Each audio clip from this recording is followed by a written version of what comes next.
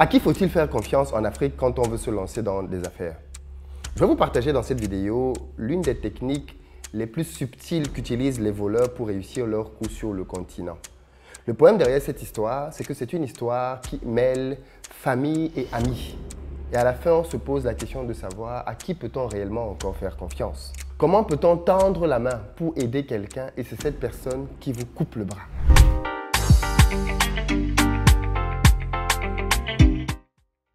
Salut à toi, bienvenue sur ma chaîne, moi c'est Philippe Simo. Ici je te parle de business parce que c'est avec ça qu'on va développer notre continent. Donc si tu es nouveau, abonne-toi et partage les vidéos. Pour ceux d'entre vous qui êtes en Côte d'Ivoire, qui arrivez prochainement à Abidjan, vous le savez déjà, nous avons une société de location de voitures et nous mettons à votre disposition pick-up SUV berline en fonction de votre budget et de votre besoin avec ou sans chauffeur. Nos véhicules sont tous quasiment neufs. Si vous cherchez plutôt un appartement de bon standing proche de toutes les commodités à Abidjan, nous avons ce qu'il vous faut. Dans la barre de description, vous avez le lien pour réserver votre place en fonction des disponibilités. Et pour ceux d'entre vous qui cherchent plutôt une maison pour vous, pour votre famille, ou alors comme un investissement qui va vous rapporter de l'argent tous les mois, sachez que nous construisons désormais des maisons que nous vous livrons à Bingerville pour le moment. Et vous pouvez les visiter tous les samedis à partir de 15 h. Il y a un numéro qui s'affiche. Réservez votre place pour la prochaine session de visite. Alors aujourd'hui, je voudrais aborder avec vous une thématique très importante. Elle me survient suite à une conversation que j'ai eue avec un aîné qui est directeur dans une grosse multinationale. C'est quelqu'un qui touche un salaire assez conséquent. Et bien évidemment, j'ai abordé avec lui une thématique que j'ai l'habitude d'aborder avec les gens que j'ai autour de moi. Comment tu te sécurises par rapport à ton boulot? C'est vrai que tu as un boulot aujourd'hui, tu gagnes peut-être bien ta vie avec ce boulot, mais il est important quand même que tu puisses penser à te sécuriser. D'un, on ne sait jamais ce qui peut se passer. Je veux dire, à tout moment, même si tu es grand directeur, tu peux perdre ce boulot. Et puis, deux yeux, vaudrait mieux soi-même être maître de son propre destin. Donc, je lui demande, qu'est-ce que tu as décidé d'entreprendre en parallèle avec ton salaire et ton épargne? Et en réalité, cette question concerne tous les salariés. La plupart des salariés que je connais, cadres, techniciens, directeurs, managers, ingénieurs, commerciaux, ont la même préoccupation. Ils veulent diversifier leur épargne. Ils ne veulent plus simplement laisser leur épargne en banque, ils veulent la mettre dans l'économie. Et bien évidemment, là se pose une principale question, dans quoi mettre son argent? Je discute donc avec lui, lui il me dit, non, Philippe, je suis juste dépassé, je suis désespéré. Je lui demande pourquoi et il me raconte une histoire rocambolesque. Alors, l'année dernière, il a décidé de se lancer et de mettre de l'argent. Il a mis plus de 20 millions de francs CFA. Donc on parle ici de plus de 30 000 € pour créer un snack bar restaurant moderne à Bonabéry. Bonabéry, c'est un grand quartier à Douala. Et donc, il décide d'investir à Bonabéry dans un snack bar restaurant. Et donc, dans ce snack bar-là, il met le paquet, vraiment. Il prend un bel espace qu'il aménage, il construit un espace ouvert, un espace fermé avec la clim, un espace pour les musiciens, pour la partie concert. Bref, un super beau truc, quoi, avec plein de vent autour. Et derrière, il se pose la question de la gestion. Parce que lui, c'est un grand directeur, donc il n'a pas le temps de venir gérer ça. Et là, il a son pote qui lui propose de confier ça à sa femme qui est à la maison. Très, très bon ami, hein, de longue date, un ami avec qui il a galéré. Il propose de confier la gestion à sa femme, pour que sa femme puisse gérer, parce que sa femme, elle est à la maison, elle ne fait rien, et ça peut l'occuper. Il se dit, ok, pourquoi pas, bon, c'est quand même la femme de mon ami. En parallèle, il y a bien évidemment sa propre famille, ses frères, qui veulent gérer l'affaire. Mais il estime que non, voilà, il ne faudrait pas mêler la famille à ce genre de choses, donc il préfère donner ça à la femme de son ami. Puis c'est une femme, est-ce que les femmes volent? Ce sont les hommes qui volent. Erreur. Il donne donc l'espace à la femme de son ami et bien évidemment, il établit tous les logiciels de comptable, de traçabilité. Quand quelqu'un paye, il a les notifications et tout. Et il lance l'activité. Et l'activité démarre. Très timidement. Et il est un peu surpris parce qu'il est quand même un endroit magnifique. Et que lui, le soir, quand il finit sa journée et qu'il revient au snack, il voit quand même des gens. C'est pas comme si c'est vide, tu vois. Il voit quand même un peu de gens autour du truc. Mais les recettes sont très faibles. 10 000 francs, 15 €, 20 €, 25 € d'un endroit qui a mis plus de 30 000 € d'investissement. Bon, ça pique. Et encore là, c'est du chiffre d'affaires. Et de temps en temps, il y a des événements, comme il connaît aussi du monde, il invite ses amis, il invite des gens pour que l'environnement devienne de plus en plus fréquenté. Et donc, du coup, les gens viennent. Alors, et quand les gens viennent et que lui-même il est là, il voit quand même qu'il fait du chiffre. Mais bizarrement, quand il n'est pas là, le chiffre ne suit pas. Par contre, ce qui est intéressant, c'est que quand il regarde sa comptabilité, les chiffres sont corrects. C'est-à-dire que quand on compte les boissons, on se rend compte que si la gérante dit qu'on a vendu 5 boissons, eh bien dans le stock, il n'y a que 5 boissons qui manquent. Donc la gérante a raison. Quand on compte les poissons, si on dit qu'on a vendu 2 poissons, eh bien il n'y a que... si par exemple il a acheté 10 poissons et qu'on dit qu'on a vendu 2 poissons, ben, quand il vient dans le stock, il voit qu'il reste 8 poissons. Donc pour lui, c'est une question de marketing. Parce que du coup, ça veut dire qu'il n'attire pas assez de monde. Donc il commence à faire un peu de pub, des flyers, il injecte encore de l'argent. Il va voir les jeunes, il essaie de faire des passages à la radio, des petites émissions.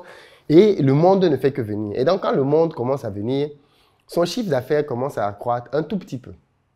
Mais il passe de 10 000 à 30 000, 40 000, parfois 50 000. Et pour lui, c'est toujours pas assez parce que l'environnement, il doit pouvoir brasser quand même par jour, je sais pas moi, 500 000, 300 000, 1 million par jour. Et il ne comprend pas comment il est si loin de ces chiffres-là. Et pourtant, il y a un peu de monde. Jusqu'au jour où il va avoir la puce à l'oreille. Qu'est-ce qui va se passer? Un de ses amis va venir là-bas manger un soir avec sa copine. Donc, ils vont prendre 2 poissons, ils vont prendre de la boisson, ainsi de suite. Et ensuite, ils vont partir. Alors, quand lui vient faire la comptabilité, tout est correct. Les stocks n'ont pas bougé. Et on lui dit que ce jour-là, on a vendu un seul poisson. Oh, c'est bizarre. Il rappelle son ami, il dit à son ami, ah, mais du coup, pourquoi tu m'as dit que vous avez pris 2 poissons, ta copine et toi? Il fallait me dire que vous avez pris un poisson. Son ami dit, non, on a pris chacun un poisson. Un poisson chacun qui coûtait pratiquement 10 000 francs. Donc des gros poissons. Donc, ça fait quasiment 15 € x 2. Il dit, mais c'est bizarre. Moi, dans les stocks, il y a 9 poissons. Et en comptabilité, on a vendu un seul poisson. Et là, il commence à comprendre ce qui pourrait se passer. C'est la technique de la substitution. C'est une technique très violente que les voleurs utilisent. Comment ils procèdent? Dans son business, il vend du poisson. Eh bien, la cuisinière, avec la complicité de la gérante, rachète aussi leur propre poisson. C'est-à-dire qu'ils ramènent, par exemple, 10 tilapia, 10 sols, 10 bars. Eux aussi, ils ramènent 10 tilapia, 10 sols, 10 bars. Chaque fois qu'un client commande, ils prennent dans leur stock. Donc, s'il y a 3 poissons vendus, ils vont vendre 2 chez eux, 1 chez le proprio. S'il y a 20 poissons vendus, ils vont vendre peut-être 15 chez eux et 5 chez le proprio. À la fin de la journée, le chiffre d'affaires que le proprio a n'est que sur la partie qu'on a vendue de son stock. Et donc pour lui, c'est normal puisqu'on lui a vendu 5 poissons. Mais en fait, non. Ils ont vendu 20 poissons, mais on a pris 5 de son stock. Eux-mêmes, ils ramènent leur stock. Mais vous savez jusqu'où ça va? Ils ramènent leur stock de bière. Ils ramènent leur stock de liqueur. Ils ramènent leur stock de tout. Tout. Du coup, tu payes le loyer, tu payes les charges, tu payes leur salaire, et c'est sur leurs éléments à eux qu'ils font leur chiffre d'affaires et qu'ils vendent. Et ça, c'est la femme de son ami. Qu'est-ce qu'il fait? Quand il découvre le poteau rose, il est dans tous ses états. Mais qu'est-ce qu'il peut faire? C'est la femme de son meilleur pote. S'il touche la femme de son meilleur pote, l'amitié est finie. C'est ce qu'il y en a qui, dans les commentaires, vont dire oui, non, il faut l'arrêter, ainsi de suite. Faut faire. Donc, du coup, le poteau rose est découvert, il les confronte. Oui, non, je ne savais pas, elle se décharge sur la servante. Non, je ne savais pas que la servante faisait ça, c'est très malhonnête de sa part. Finalement, il décide quand même, parce qu'il a trop mal, il a mis trop d'argent là-dedans, il décide de la faire arrêter. Elle va passer, je pense, 2 semaines en cellule. Avec son pote, bien évidemment, ça ne se passe pas bien. Non, ma femme voulait te donner un coup de main, c'était juste pour t'aider, et là maintenant tu l'accuses de voleuse, alors qu'en fait c'est la dame qui faisait la braise, qui était derrière le cerveau de tout le vol. Mais la dame qui fait la braise dit que non, c'est madame avec qui on fait le business, on partage ensemble. Voilà même les Orange Money. Pourquoi j'ai fait du Orange Money à la patronne? Donc au final, 2 semaines de cellule, l'amitié est complètement brisée. Et il se pose une question importante. À qui faire confiance? À qui confier son business? Moi, j'ai une logique très simple. Vous ne devez pas confier votre business à quelqu'un que vous ne pouvez pas enfermer. C'est un principe simple, mais qui vous sauvera la vie. Confiez vos business à des gens que vous pouvez arrêter sans scrupule, sans problème. Et c'est l'une des raisons pour lesquelles il faut éviter la famille à certains postes sensibles dans son entreprise. Parce que tu sais que si tu enfermes quelqu'un de ta famille, ça va prendre une autre proportion. Les problèmes du travail vont devenir les problèmes de famille et ça va te suivre partout. Et c'est toi qui as perdu ton argent qui va devenir le méchant. Mais voilà donc la nouvelle technique avec laquelle les voleurs opèrent, la substitution. Tout est propre, les comptes sont propres, les fichiers sont propres.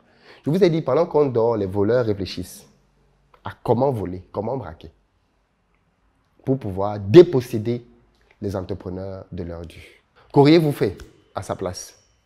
Qu'auriez-vous fait? Aujourd'hui, le snack est à l'abandon. Il n'a personne de confiance à qui confier ça. Donc, il préfère que le snack-là soit là à l'abandon, que son investissement soit en train de dépérir jour après jour, plutôt que de confier ça à quelqu'un qui va lui donner les maux de tête et l'AVC. Et comme lui, beaucoup de personnes au pays ont mis en stand-by des business à cause du manque de confiance pour quelqu'un qui va le gérer. On dit que le continent africain, il n'y a pas le travail. On dit que le continent africain, il y a un fort taux de chômage. On dit que les jeunes cherchent du travail en Afrique. Mais comment donc expliquer ce manque de fiabilité? Je vais vous lire dans les commentaires. Très bientôt.